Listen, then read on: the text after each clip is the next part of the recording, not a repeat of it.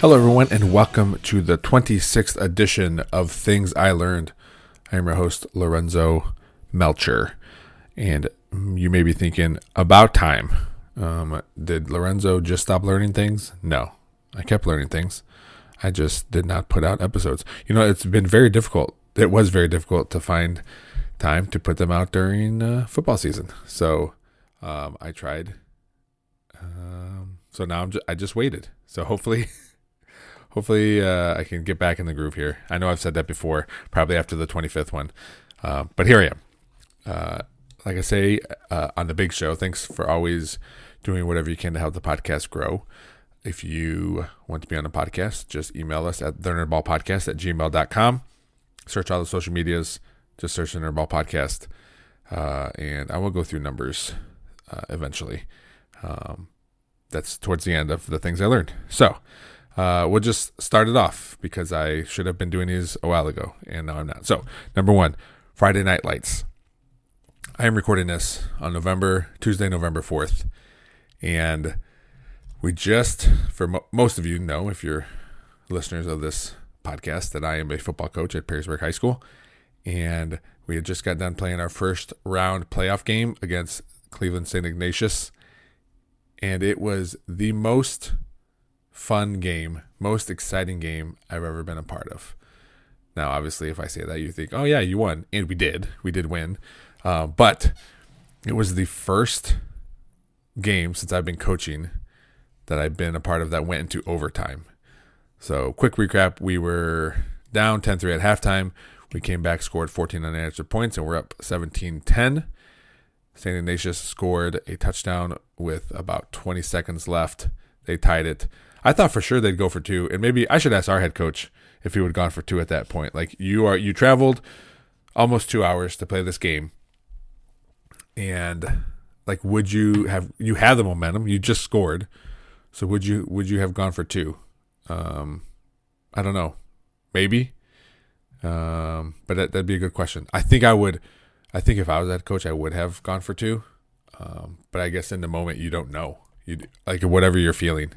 You don't know, and the coach decided not to. So we went to overtime. We got the ball first. We scored a touchdown. Then they got the ball, and after a couple plays, they fumbled. We recovered. Most exciting game I've ever been a part of. People were on the field. I didn't notice that the official, until I watched film, I didn't notice the official made a pretty clear signal right away that we got the ball. So we were all on the field. Like what is going on? What's happening? And then finally, we're all just celebrating. But if you didn't notice right away, you wouldn't have saw that signal from the official. You would have no idea that we got the ball. So again, most exciting football game I've been a part of, and that's not even like I'm not a varsity coach this year. I'm the head freshman football coach. So I'm still there, right? I'm still on every Friday. I'm there. I'm helping out, doing whatever I can. Usually yelling at the water boys and the ball boys. But it was so much fun. And I don't know, like every year football is fun, right? It's fun to coach. And it's been a while since I played. But it was just, I don't know, there was something special about that game, about beating St. Ignatius and then their coach getting fired 2 days later. Maybe that played into the fact that, they went 1-10 on the season. That might have been part of it. But they do play a very tough schedule. All the teams that they played, minus us, all the teams they played in the regular season made the playoffs. So they play a tough schedule. But, they fired their coach. So, but anyway, we play another game this Friday at Whitmer, another playoff game. So looking for another exciting win, a chance for our seniors to go out and play another football game. And no one ever wants to see the season end. So hopefully ours continues, and I have faith that it will. So number one, Friday Night Lights. Number two, Halloween. So we just had Halloween, which coincided with our Friday Night Lights. It was the same night, so there was very few kids at the game, and I had to find some water boys, some extra kids to help with the the duties on Friday night because we were missing some because some decided to go trick or treating. But that's okay. I'm not going to fault, like, my son and his friend who helped us all year decided to go trick or treating. I'm not going to fault that.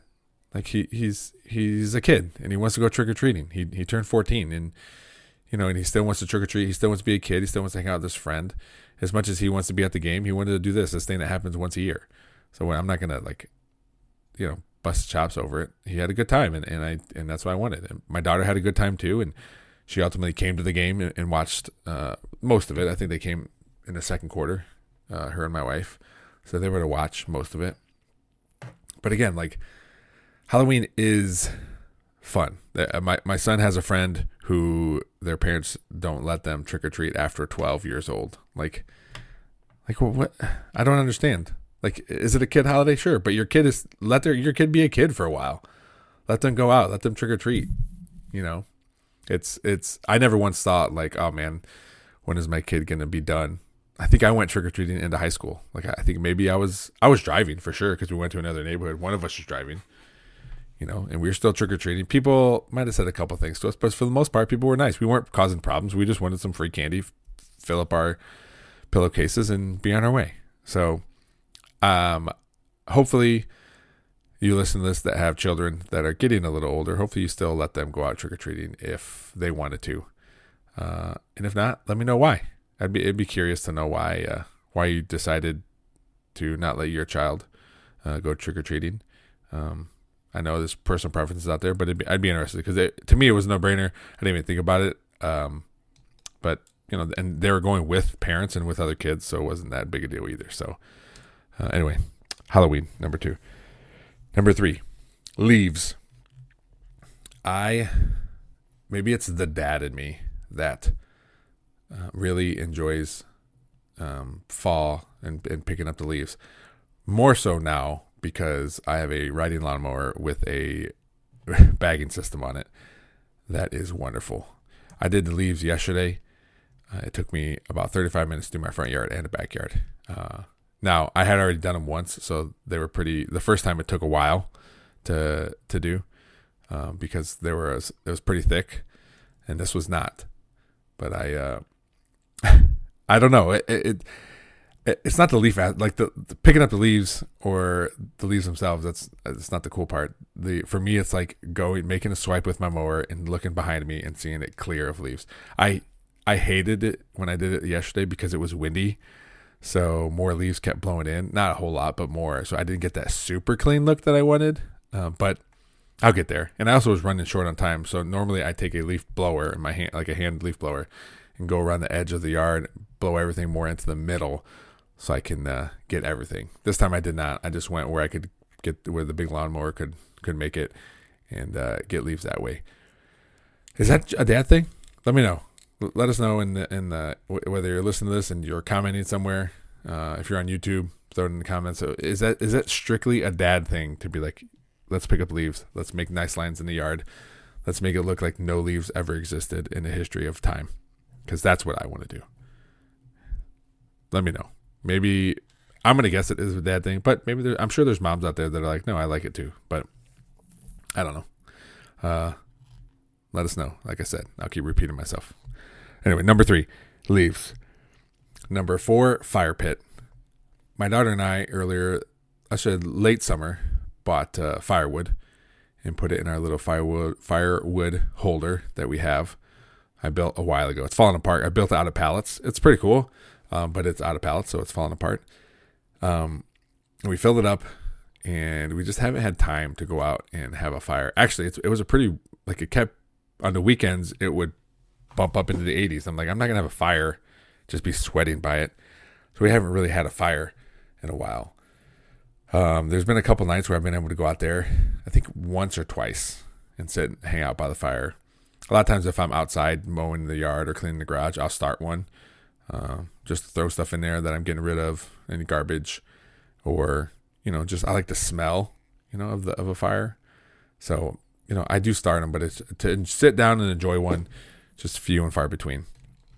Now I will tell you with this fire pit is 11 years old. Mateo and I built it. My son and I built it when we first moved in. He was 3. He is now 14, and I'm afraid I'm gonna have to take it down. Like the bricks were not made for a fire pit. They were just regular bricks, but we built it together, and now like every brick is cracked.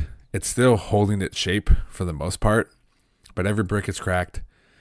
And at some point, it's not going to hold up, and I'm kind of sad about it. Like it was one of the first little projects we did at our new home when we moved. And he was out there helping me. I have pictures. It must have been early morning because he was in his Mickey Mouse pajamas. And we're out there handing me bricks and putting this little fire pit together. It's not huge. It's not like, it's just a square. It's not like, it's like 3 bricks high. Nothing like super special. But I'm going to have to get rid of it at some point. It's just going to be rubble. And it's going to be sad. It's going to be a sad day.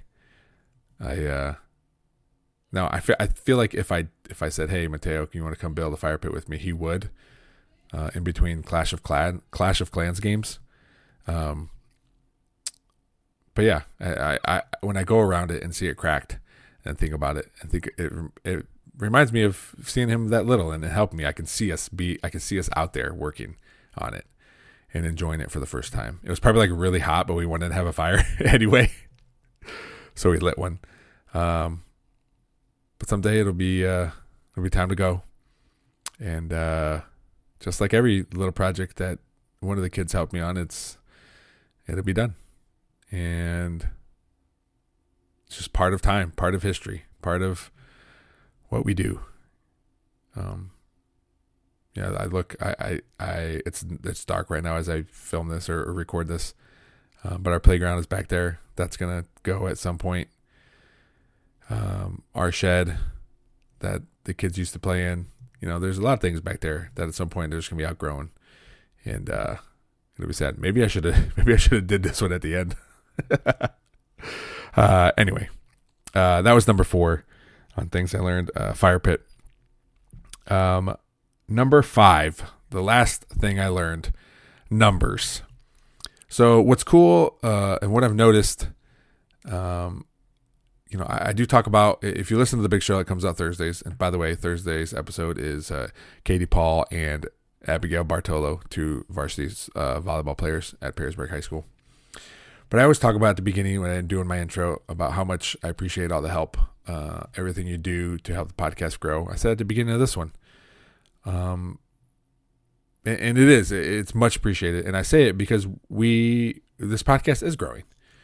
I was going to write down some numbers, but I will go through it real quick. Bear with me. On YouTube, I have over 200 subscribers now, so thank you. I got 211. Again, my daughter is just like, I want nothing to do with your 211 followers. But I'm excited. Like, it's fun, and it's steadily growing. I think I could get a follower or 2 a month, and it doesn't seem like a lot, but that means people are finding it and wanting to listen to it. Or watch it on YouTube. On Instagram, the Nerdball Podcast, I have over 420 followers. On my personal page, Coach Melcher, I have almost 1,000. So if you're not following there, please follow there so I can go live again on Instagram. That would be exciting. That'd be good. What else? TikTok, I got over 260 followers. I have a couple TikToks that had a lot of views, so that's cool. And Facebook, I have over 500 followers on Facebook. So again, there are weeks that go by where nothing happens, but for the most part, we don't go backwards, and that's what I like. Like, we continue to go forward. We continue to ask for your help, and you guys continue to subscribe, download, leave comments, any of that stuff. Like, all of it's awesome. So thank you for doing all that, because again, I do this podcast for all of you. For myself too, right? It is fun. It is a fun thing to do and get to talk to people. I have some guests lined up this week that will come out within a month. A friend I went to grade school with, who I haven't really talked to since 8th grade. So that would be cool. And then a kid I went to college with. So it is fun interacting with these people, these friends I've had or haven't seen in a while and haven't talked to. But it's also fun, doing these, for you, because I know you guys enjoy it and you guys do tell me. So continue to do all that, please. It is again greatly appreciated. But yeah, that's number 5, numbers. So Again, as much as I would say, you know what, I'm going to do these every week, I can't make that promise. I feel like I'll just break that if I do. I'm working really hard on getting a podcast out every Thursday, and that's been going well. I've been doing social media. That's also been going well, so I can continue to do those things.